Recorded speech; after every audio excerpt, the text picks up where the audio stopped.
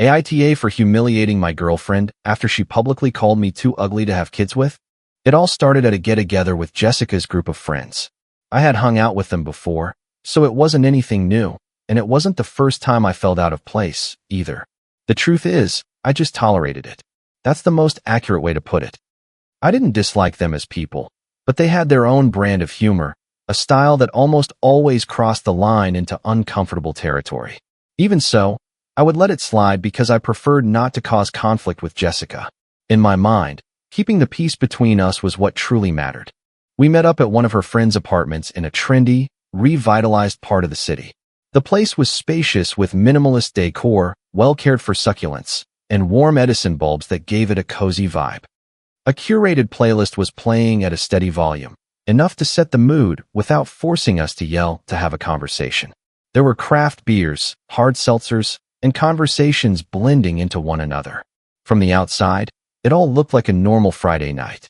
However, Jessica had been a bit distant for weeks. She wasn't acting cold, but she definitely felt less connected to me. She replied to fewer texts, and when we talked, she seemed distracted, as if her mind was somewhere else. I decided not to pressure her. I have always believed that pushing someone when they don't want to talk only makes things more tense. That night, I tried to act like my usual self, smile, chime in when necessary, and avoid causing unnecessary friction. After a couple of hours, when the alcohol was already starting to show its effects on some of them, one of her friends dropped the typical question that seemed to be waiting for its moment. "So, when are you two tying the knot?" he asked, laughing, as if it were a light-hearted comment. A few people chuckled. I managed to smile, but chose not to answer. Jessica, however, did. "I'm thinking never. Jacob just doesn't have the guts to take the next step," she said, looking at me sideways with a smile I couldn't quite decipher. Her friends reacted instantly. "What do you mean he doesn't have the guts? You guys already live together. That's basically marriage," one commented. "Exactly. You just need the paperwork and the open bar," another added. The laughter continued. I nodded, trying not to show my discomfort. We had been living together for over 2 years. I never ruled out getting married, but I also didn't see it as an urgent matter. I had assumed Jessica understood that. Even so, they wouldn't drop the subject. The ring, the wedding, the lifelong commitment. Jessica laughed, sometimes in an exaggerated way. I was already starting to feel like I was under a microscope, as if they were sizing me up. Then, one of her friends, the most persistent one, threw out another comment. "It's more likely they'll have a kid before they get married." Laughter erupted. I kept quiet. Jessica let out a different, brief laugh with an almost ironic tone. "I don't think so," she replied dryly. Her friends looked at her, expecting more. One turned to me. "What's wrong, Jacob? Oh, are you shooting blanks?" The laughter was universal. I felt the heat rise to my face, but I tried to stay calm. Before I could speak, someone else added, "I'll bet the equipment's not working." The roaring laughter grew louder. Someone banged on the coffee table from laughing so hard. I stood up from the couch without saying a word. It wasn't anger I was feeling, it was exhaustion. I was tired of being the easy target, the one who never reacted, the one who always took it in stride. I walked toward the door, intending to leave. No one stopped me at first. "Hey, chill out, man, it's just a joke," someone said from behind. "You always take everything so personally," another voice added. Jessica didn't say anything. That was what hurt the most. She didn't even look up at me. I stood there for a few seconds, taking a deep breath. I thought about really leaving, about not coming back that night, but I also imagined what she would say later, that I overreacted, that I don't know how to socialize, that I ruined the fun. I went back. I sat down again as if nothing had happened. Some made comments like, "See? No big deal," and kept on drinking. The vibe loosened up again, but inside me, something had already fractured, and the topic didn't change. Jokes aside, "Jess, when are you two planning to have kids?" the same friend asked, now with a smile that feigned maturity. I looked at Jessica. I expected any standard answer. "We haven't thought about it. Maybe later on." Or even, "We don't want to." Any of those would have been enough for me. She didn't hesitate. She turned her head toward me, held my gaze, and said, "I would never have kids with you. They would turn out ugly, just like you." The phrase landed heavily, like a stone in the middle of the living room. There was a split second of silence. Then, The laughter exploded. Some covered their mouths. Others leaned forward as if they had just heard the best joke of the night. Jessica laughed too. From that moment on, I wasn't fully there anymore. I was still sitting, but mentally, I had gone far away. The laughter sounded like a distant echo, as if it were coming from another room. I felt that pressure in my chest that appears when you know something has just been broken, even if you don't quite understand the magnitude of it yet. Then, one of her friends, the loudest one, raised his beer bottle and pointed it at me. Dude, the thing is, genetics just aren't on your side. It wasn't just what he said, but the natural way he said it, as if it were an obvious truth, as if there was nothing questionable about it. The laughter returned, now from the guys too. Some leaned in, resting their elbows on their knees, enjoying the show. I looked around. No one avoided my gaze because no one expected me to react. To them, I already had an assigned role. The one who takes it, the one who doesn't make a scene, the one who swallows it all. I looked at Jessica. She was still smiling, and it didn't look forced. She was genuinely smiling, as if she thought it was fair, as if deep down, she believed the exact same thing. That was when I spoke. And you think you're so beautiful? I asked. I didn't raise my voice or hurl an insult. It was a direct, clear question.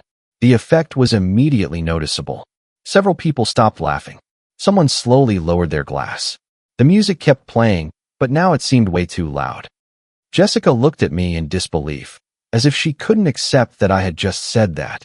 She held my gaze for a few seconds, sizing me up, and then smiled with an air of superiority.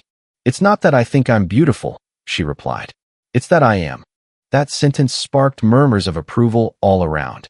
One of her friends nodded confidently, and one of the guys smiled with satisfaction, as if Jessica had just scored a point for her team.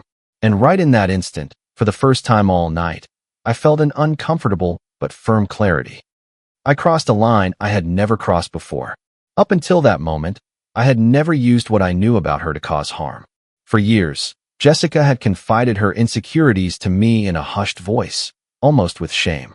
I had always been careful, trying to protect her, to reassure her, but that night, I decided I was done being her protector. Well, I said, leaning forward with my elbows on my knees. Maybe you would be beautiful on another planet, because that 5 head of yours is a little intimidating. The silence was immediate, stark, without transition. Someone let out a nervous laugh that died a second later. Another person looked down. Jessica blinked several times, trying to process my words. I kept going.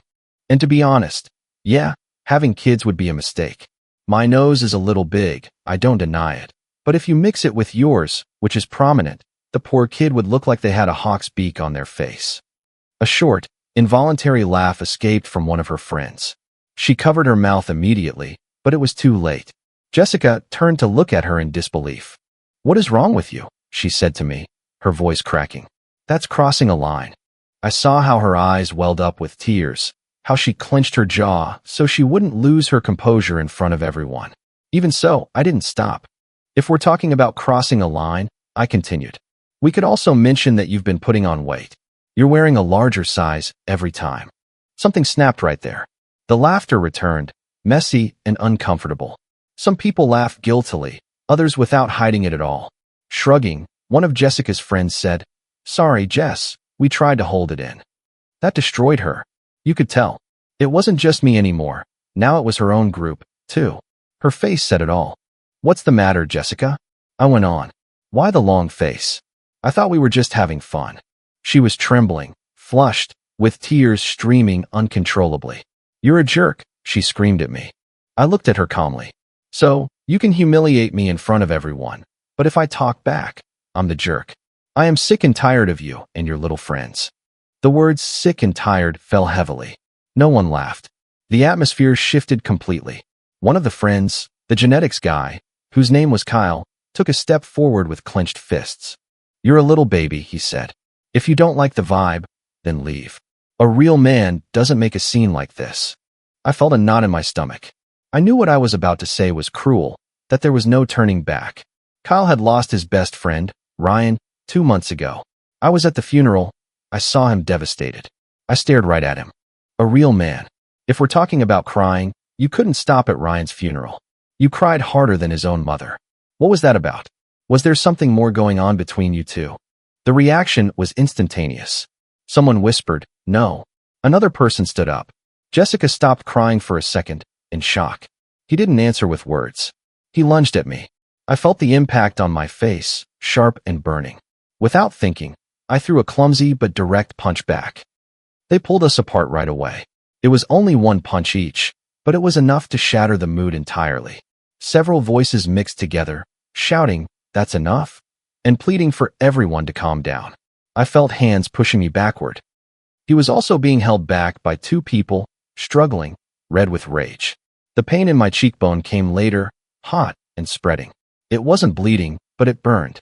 Even so, the heaviest part was the uncomfortable silence that had settled in. Jessica was standing, crying uncontrollably, breathing heavily, with runny makeup and swollen eyes. For a moment, I thought someone would go hug her. No one did right away. When she spoke, she yelled, "You're an awful person. A truly awful person. Get out. Leave right now." Her broken voice overpowered even the music that kept playing as if nothing had happened. That was the cue for the others.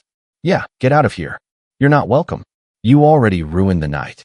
The remarks fell one after another. No one mentioned what had happened before, neither the mockery nor the laughter. Everything was simplified. I was the problem.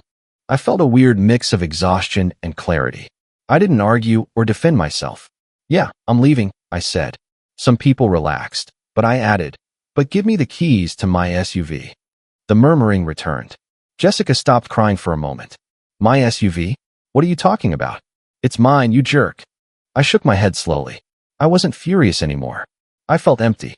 "No, the SUV is in my name. I bought it. I let you drive it so you would be comfortable, so you wouldn't have to depend on anyone. But you don't deserve it." I took a step toward her. "Give me the car keys, and the apartment keys too. As of today, you don't live there anymore." The silence was absolute.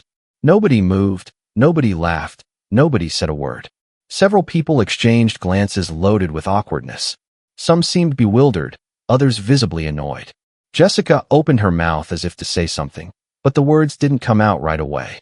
Her eyes filled with tears again, faster this time.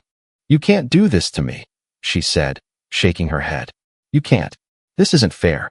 We're supposed to love each other." That phrase hung in the air for a few seconds. It sounded familiar, almost automatic, like one of those things you say when there is nothing solid left to cling to. "Cut the drama and give me the keys," I replied. From the back, someone muttered something along the lines of "You're going too far," but no one intervened. No one approached her, either. Jessica held my gaze, as if hoping I would take it back, that I would say I was just speaking in the heat of the moment. Her hands were shaking. Finally, she reached into her purse. She pulled out the car keys first. She held them for a few seconds, squeezing them tightly, as if holding on to them could change the situation. Then she took out the apartment keys, gathered them all together, and handed them to me. I took them without saying a word. As I did, I felt a strange heaviness in my stomach. It wasn't guilt or relief, but the certainty that something important had just been broken forever. I turned around to leave. As I was walking toward the door, I heard footsteps behind me. It was Kyle, the guy I had traded punches with. No one was holding him back anymore. His jaw was tense, and his eyes were full of hate. "Go to hell, you loser," he told me. I didn't stop or look him in the eye. I kept walking. "Yeah," I replied. "I'll tell Ryan you said hi when I get there." Behind me, a stifled gasp echoed. Someone said my name. Another voice yelled at me to just leave already. I opened the door and walked out. The cool night air hit my face. My cheekbone burned, and the skin was tender. I took a deep breath, as if checking that I was still there, that it was all real. I walked to the SUV, my SUV, unlocked it, sat down, and closed the door. Inside, there was total silence. The keys were still warm from being in Jessica's hand. I drove off without looking back. I didn't turn on the radio, I didn't check my phone, I didn't call anyone. The streets were almost empty, and the red lights seemed to last forever. My hands were slightly shaking on the steering wheel. Thinking clearly was impossible. The scenes replayed in my head. The laughter, the phrase, the looks, the punch, all jumbled together. I arrived at the apartment building where we lived. I parked in my usual spot, turned off the engine, and sat still for a few seconds, looking straight ahead. Then I got out. I walked up the stairs slowly. Every step felt heavier than the last. I unlocked the apartment door and went inside. I didn't sleep well that night. It wasn't complete insomnia, but it wasn't real rest either. I would fall asleep for a while and wake up with the feeling that something was missing. It wasn't exactly silence, because there had been silence before, even when Jessica lived there. It was a different kind of absence. 2 days later, Jessica came for her things. She didn't give me any advance notice. She just sent a short text saying she would swing by in the afternoon. She didn't come alone, she brought a friend. I wasn't surprised. There was no real greeting or unnecessary small talk. They walked in and started packing things into bags and boxes. I stayed in the living room, sitting and looking at the floor most of the time.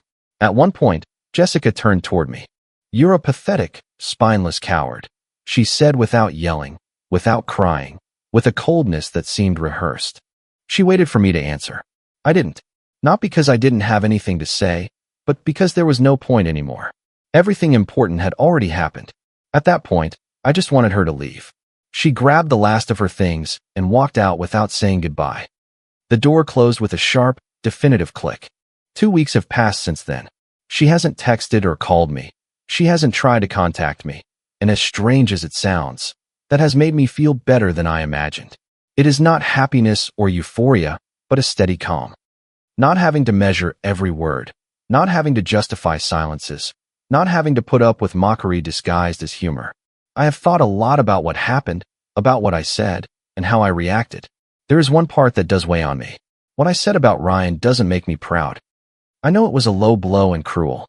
I didn't say it because I believed it, but because I knew it would hurt. And it hurt. That doesn't paint me in a good light, I know. But I also know I didn't reach that breaking point out of nowhere. Nobody explodes like that without having their own boundaries trampled over and over again. Now that Jessica is gone, I have looked back on the relationship more honestly, and I see things that I used to normalize. The constant jokes at my expense in front of others, the remarks disguised as a punchline, the fact that she never defended me when her friends crossed the line, how my boundaries always came second to her comfort. I used to think that enduring things meant loving, that giving in meant maturity, that not making a scene meant being a good partner. And little by little, I accepted situations where there was no respect, only habit. What happened that night wasn't an isolated incident. It was the moment when everything bottled up came out all at once, with no filter, and in the worst possible way. I am not justifying my words, but I am also not going to pretend I was the only one who crossed the line. Today, 2 weeks later, I feel more stable. Not happy, not fulfilled, but definitely calmer. I sleep better, I think more clearly. I no longer have that constant knot in my stomach that I used to mistake for love. I learned something that sounds obvious, but is hard to see from the inside. If someone doesn't respect you in public, they don't respect you in private either. And if you have to endure humiliation to keep the peace, then that peace isn't real. I don't know if I will ever talk to Jessica again. Comment. After a story like this, I always find myself thinking about the importance of self-respect. It's a reminder that setting boundaries isn't about being confrontational. It's about honoring your own worth before a situation reaches a breaking point. Sometimes, we stay quiet for so long, hoping to keep the peace. But true peace can't be built on a foundation of one-sided sacrifice. Even when we are pushed, we are still responsible for the words we choose. Kindness, especially to ourselves, means knowing when to walk away with grace. Healing often begins the moment you decide your inner calm is more valuable than winning an argument. You deserve relationships where respect is the baseline, not something you have to fight for. Remember to be as kind to yourself as you are to the people you love. If you liked it, don't forget to leave a comment and support the channel by subscribing. See you in the upcoming stories.